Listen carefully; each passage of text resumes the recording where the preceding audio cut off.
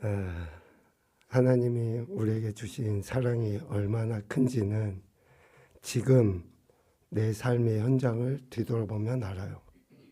내 삶은 누구나 할 것 없이 내가 생각하는 거나 내가 또 계획했던 거나 또 아니면 기도했던 것대로 순탄하게 되는 인생은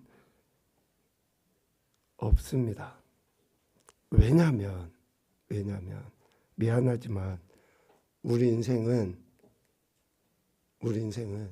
욕심이라는 것이 다 있어요. 욕심이라는 것이. 그 욕심이라는 것에 포장이 되어져서 기도, 기대, 소원, 소망 이런 것들을 갖고 있기 때문에 우리 지금의 삶의 모습을 보면 참 만족하다. 너무나 행복하다. 라고 할 수가 없어요. 첫 번째 곡 우리가 감사했잖아요. 이 감사가 성경에서 이야기하는 감사가 다 만족하고 내 뜻대로 내 계획대로 내 방법대로 다 돼서 감사가 아니라 명령이에요. 명령.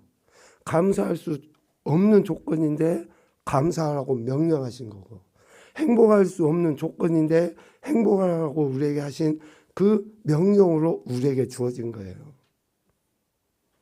그래서 우리는 하나님의 말씀에 대한 의지적인 결단, 즉 우리 안에서 역사하시는 성령 하나님의 도우심을 통하여 우리의 전인격을 들여 그 하나님의 말씀에 순종하기 위하여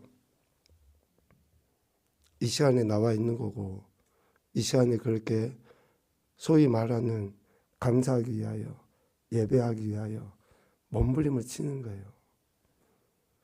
어느 누가 아니 세상에 제일 부자라고 하는 그 사람 아니면 최고의 명예를 갖고 있는 그 사람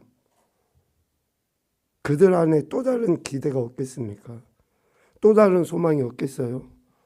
왜? 우리 안에 욕심은 끝이 없어요.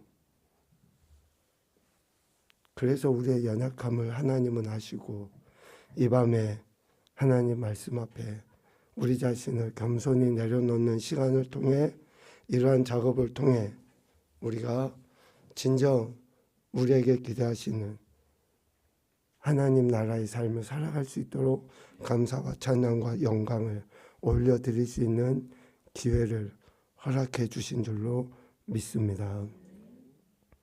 그래서 우리가 그 말씀을 붙잡는 거예요.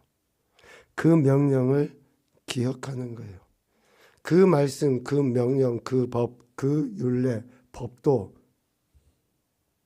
그 하나님의 말씀이 우리에게 주어지고 우리가 그 말씀의 반응을 보일 때 비로소 우리는 어때요?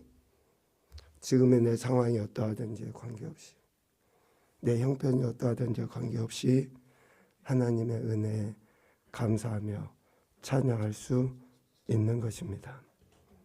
시편 19편 7절 8절 말씀을 우리 같이 보도록 합시다. 시편 19편 7절 8절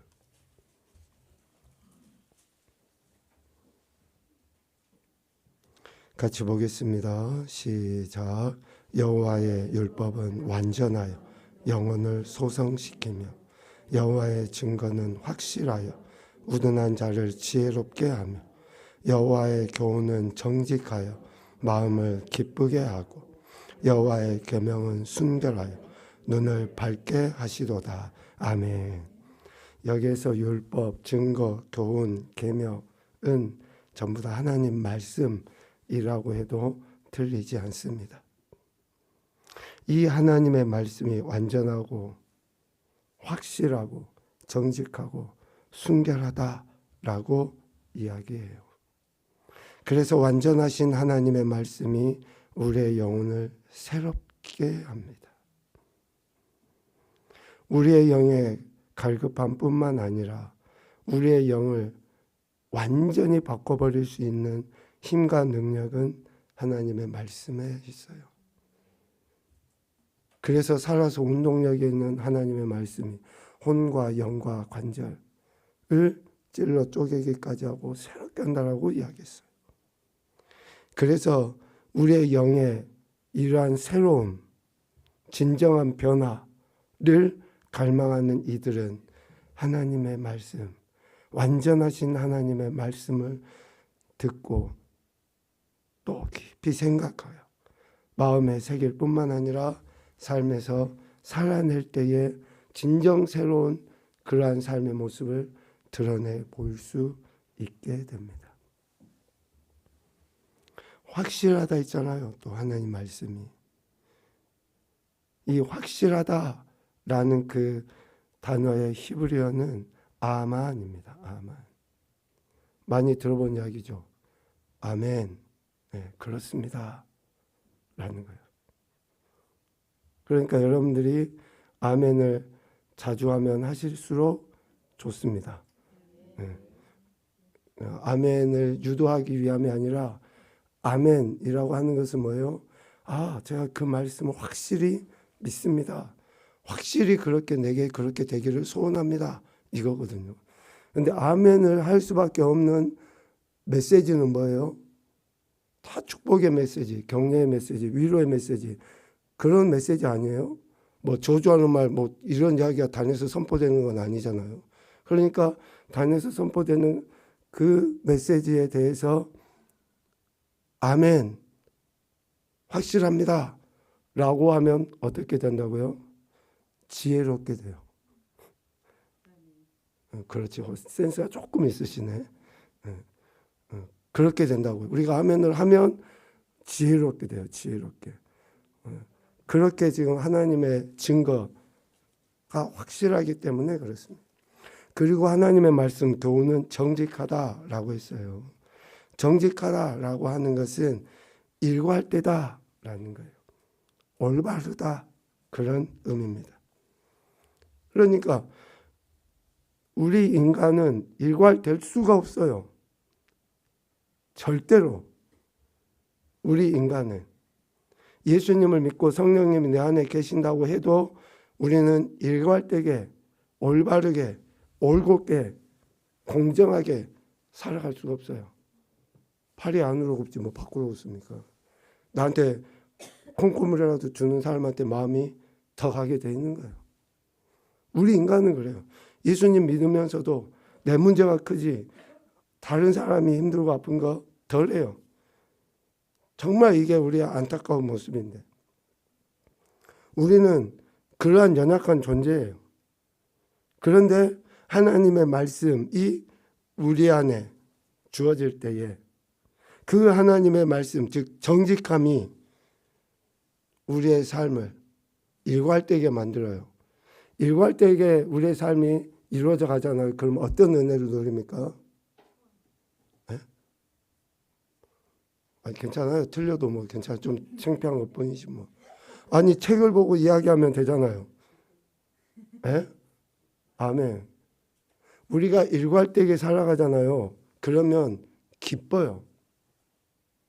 내가 누구 편을 가르지 않고 하나님의 말씀의 정직함, 올곧음으로 우리가 살아가잖아요. 그러면 여기저기 치우치지 않아서 기쁠 수 있어요. 왜 우리 안에 기쁨이 없습니까? 내가 마음이 나눠졌잖아요. 마음이 나눠졌는데 마음이 나눠졌다고 할 때 그 나눠짐은 틀림없이 어느 한편에 치우치게 돼 있다는 거예요. 구약 이스라엘 백성들에 대해서 하나님이 심판의 메시지의 핵심이 뭐였습니까? 두 마음을 품는 것. 하나님도 섬기고 우상도 섬기고. 그런데 하나님도 섬기고 우상도 섬기는 것으로 표현이 되지만 하나님이 그들을 심판하실 수밖에 없는 핵심의 이유는 뭐예요? 그들이 하나님을 버리고 우상을 섬긴 것 때문에. 그래서 마음이 정직하지 않으면 두 마음으로 나눠져 버리면 기쁨이 없어요. 기쁨이. 왜 우리 안에 기쁨이 없는가? 뭐 문제가 해결이 안 돼서 아파서 뭐 이런 이야기 다 할 수 있어요. 그런데 그런 이유들의 밑바닥에는 뭐가 있냐면 왜 우리가 그렇게 문제 가운데 연연하며 기뻐할 수 없는가? 이것은 하나님의 말씀으로 인한 올곧음이 없기 때문에 그런 거예요. 그리고 하나님의 말씀 계명은 순결하여 눈을 밝게 하신다라고 이야기합니다. 순결하다라는 그 말은 깨끗하다 의미도 있는데요. 빛나게 하다 의미가 있어요. 빛나게 하다. 가장 아름다운 빛을 비춰주는. 그래서 하나님의 말씀이 우리 안에 있으면 우리의 눈이 빛나요. 초롱초롱 빛나요. 그런데 하나님의 말씀이 없잖아요. 그러면 우리의 눈이, 학교 다닐 때 선생님들이 자주 했던 이야기예요. 눈 허르멍텅하게 뜨고 있잖아요. 졸린 눈으로 반쯤 이렇게 뜨고 있잖아요. 그러면 선생님들이 뭐라 그랬어요? 많이 들어보셨군요. 안 들어봤어요? 그럼 어찌 저리 잘할까? 나는 많이 들어봤어요. 눈에 이렇게 멍하게 뜨고 있고 아무 생각이 없잖아요. 그러면 선생님들이, 그때는 좀 체벌도 있었어요. 와가지고 그 막대기 같은 거 있을 때 머리를 통 때리면서 썩은 동태눈과 같은 거. 썩은이죠, 썩은. 우리 안에 하나님의 말씀이 있으면 피곤하고 뭐 어디 아프고 그런 거 상관이 없어요. 우리의 눈빛이 초롱초롱 빛나게 돼 있어요. 왜 그러냐면 우리 눈은 하나님을 볼 수 있게 만들었거든요. 영의 눈. 그러니까 우리의 시력의 문제가 아니라 하나님의 말씀이 우리 안에 있으면 우리의 영의 눈. 근데 이런 실질적인 눈이 빛나게 돼 있어요. 그래서 레이저가 나와요. 진짜로. 하나님 말씀이 있으면 막 엄청 막 이렇게 막 보여요. 투시의 은사가 없는데 막 마음속이 보여. 이렇게 보면 투시 은사가 없어요. 제가. 근데 딱 쳐다보면 대충 뭐 느껴져요. 하나님의 말씀이. 여러분들 안에 하나님의 말씀이 완전 확실 정직 순결하다라는 그 믿음이 있을 때에 우리의 영이 새로워질 뿐만 아니라 지혜를 얻고 진정한 기쁨과 감사함 속에 하나님을 보며 신앙생활을 해갈 수 있게 됩니다. 시편 19편 7절과 8절의 말씀은 이 말씀이, 하나님의 말씀이 가진 능력임과 동시에 하나님의 말씀, 하나님의 속성을 나타내 보여. 완전, 확실, 정직, 순결. 하나님 자체를 드러내 보여요. 그래서 말씀은 곧 하나님이셔요. 그러니까 우리가 말씀을 소홀히 하면 소홀히 할수록 아무리 내가 하나님 믿습니다 해도 말씀을 소홀히 하는 그 믿음은 진정한 믿음이 아닐 수 있다는 거예요. 우리의 감정적인 믿음일 수 있고 상황적인 믿음일 수 있어요. 상황적인 믿음이라는 걸 여러분 잘 생각하셔야 돼요. 내가 지금 힘들고 어려우니까 하나님을 찾는 믿음일 수 있어요. 그러면 적으로 문제가 해결돼 버리면 어때요? 나 몰라 할 수 있어요. 상황적인 믿음이 아니라 진정한 내 믿음은 하나님의 말씀이 내 안에 있을 때에 그런 믿음으로 드러나게 돼요. 감정적인 믿음은 뭡니까? 내가 그냥 어떤 이런 그 위로의 메시지 정도 들으면 마음의 위안을 삼고,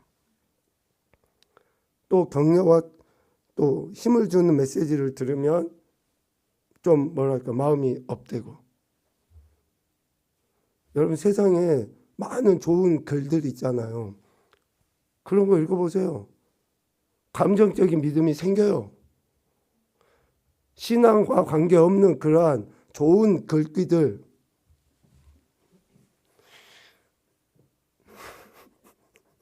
이 말을 해야 되겠다 싶어서 휴게소 같은 데 가면 남자 화장실에 딱 쓰잖아요. 전기 앞에 딱 쓰면 문구가 딱 써졌어요. 좋은 글귀들이 많이 써져 있어요. 그 글 읽어도, 일 보다가 그 글 읽어도 힘이 세. 맞아. 그래. 그런 생겨요.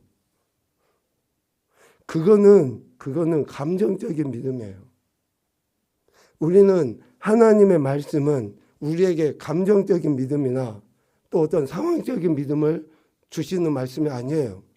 상황과 환경, 감정에 전혀 구애받지 아니하시고 하나님의 말씀은 이러한 능력이 있는 거예요. 시작. 그래서 우리 하나님의 말씀을 삶의 기준으로 삼아야 된다라고 이야기하는 거예요. 왜? 그 하나님의 말씀은 하나님의 속성과 동시에 능력이기 때문에 그렇습니다. 그래서 우리가 이 하나님의 말씀을, 즉 하나님의 말씀이 가진 이 속성을 우리가 받아들일 때 삶의 현장에서 앞서 이야기했던 소생케 되는 은혜, 또 지혜롭게 되는 은혜, 기쁘게 되는 은혜, 눈이 밝아지는 은혜를 우리가 경험하게 되는 겁니다. 오늘 우리뿐만 아니라 특별히 우리 자녀들에게 하나님의 말씀 많이 읽히고 또 그 말씀으로 양육해야 될 이유가 바로 여기에 있어요. 우리 아이들을 그렇게 해야지 돼요. 그래야지만이 우리 아이들이 하나님의 인도와 보호하심 가운데 앞서 이야기했던 그런 은혜들을 실질적으로 경험하게 되기 때문에 그렇습니다. 특별히 오늘 시편 19편 7절 중반 이후에 보면 여호와의 증거는 확실하여 우둔한 자를 지혜롭게 한다라고 이야기해요. 여기서 우둔한 자는 그냥 아예 미련한 자 그런 의미가 아니에요. 완전히 고집스러운 자 그런 의미가 아닙니다. 여기서 우둔하다라고 하는 그 말은 무엇이든지 믿으려고 하는 경향이 있는 사람을 이야기해요. 그러니까 구약 이스라엘 백성들이 이름도 모르는 신을 섬겼잖아요. 이름도 모르는 신. 왜 이름도 모르는 신을 섬겼어요? 저들이 무엇이든지 믿으려고 하는 그 경향이 있기 때문에 그런 거예요. 그러니까 그들은 우둔한 거예요. 한편으로 보면 되게 순진한 건데 이름도 모르지만 무조건 믿고 보자요. 무조건 믿고 보자. 그러니까 이 우둔함. 하나님의 증거는 확실하여 우둔한 자를 무엇이든지 받아들이려고 하는 자들을 율법을 받아들이려 하는 자들을 지혜롭게 한다. 그런 의미예요. 그러니까 우리 아이들을 어렸을 때부터 하나님의 말씀으로 양육하는 것은 뭐예요? 아이들은 스펀지와 같아요. 무엇이든지 막 받아들이려고 해요. 좋은 거든지 안 좋은 거든지. 안 좋은 것도 얼마나 잘 받아들이는지 모릅니다. 그러니까 그 스펀지와 같은 아이들에게 하나님의 말씀을 가르치면 그 확실함에 의해서 아이들이 지혜롭게 되는 거예요. 오늘 우리도 하나님의 말씀에 열린 마음을 가져야지 됩니다. 어떠한 하나님의 말씀이든지 성경에 기록된 그 모든 말씀을 우리가 아멘으로 받아들일 마음의 자세와 또 삶의 태도를 보여야 돼요. 앞서 이야기했죠. 감정적인 믿음과 상황적인 믿음을 갖는 사람들은 자기 상황에 맞는 이야기, 맞는 말씀만 듣고 싶어요. 그런 말씀만 기대하게 돼 있어요. 그런데 하나님의 그 어떤 말씀도 내게 주신 말씀으로 열린 마음을 가지고 받아들이는 사람들이 지혜를 얻게 되는 겁니다. 그 지혜를 통해 삶을 그렇게 세워갈 수 있어요. 오늘 페이퍼는 여러분 쭉 읽어보시면 됩니다. 답이 다 나와 있어요. 지혜로운 자와 미련한 자 두 부류가 있다는 것을 이야기합니다. 성경을 통해서 특별히 잠언을 통해서 하나님은 우리에게 지혜 갖기를 원하셔요. 지혜 갖기를 원하시는 그 하나님 앞에 우리가 열린 마음을 가지고 나가면 어때요? 지혜를 얻게 됩니다. 그 지혜를 가지고 세상에서 하나님을 경외하며 살아가는 인생들이 되는 거죠. 지난주에 우리 아이들에게 오늘 하나님의 말씀을 같이 읽도록 하겠습니다 라고 이야기했는데 혹시 기억하고 있죠? 잠언 1장 7절 말씀을 우리 자녀들이 같이 읽겠습니다. 시작. 다시 읽죠. 네, 거기 잠언 1장 7.3번에 나와 있습니다. 시작. 여호와를 경외하는 것이 지식의 근본이거늘 미련한 자는 지혜와 훈계를 멸시하느니라. 아멘. 정훈아, 여호와를 하고 멸시하느니라고가 톤이 똑같아야지 돼. 알았지? 다시 한번 해봐. 여호와를 경외하는 것이 지식의 근본이거늘 미련한 자는 지혜와 훈계를 멸시하느니라. 아멘. 그렇죠. 하나님을 경외하는 자가 지혜, 지식을 얻는다라고 분명하게 이야기합니다. 그래서 오늘 우리는 이 시간에 하나님을 경외하여 그 말씀을 듣고 그 말씀이 우리의 영혼육을 새롭게 하는 것을 기대하며 하나님 앞에 나가는 겁니다. 마지막으로 이 이야기를 하고 마치도록 하겠습니다. 내가 지금 지혜로운 자인가 미련한 자인가 우리 스스로 자가진단할 수 있어요. 자가진단. 다른 누구는 몰라요. 지금 여러분들 다 이 자리에 앉아서 열심히 경청하고 있잖아요. 제가 보기엔 다 그래요. 그런데 여러분 각각은 알아요. 나는 내가 진짜 지금 목사님을 통해서 주신 하나님의 말씀을 또 이 기록되어진 하나님의 말씀을 내가 진짜 지혜로운 자처럼 받아들이고 있는지 아니면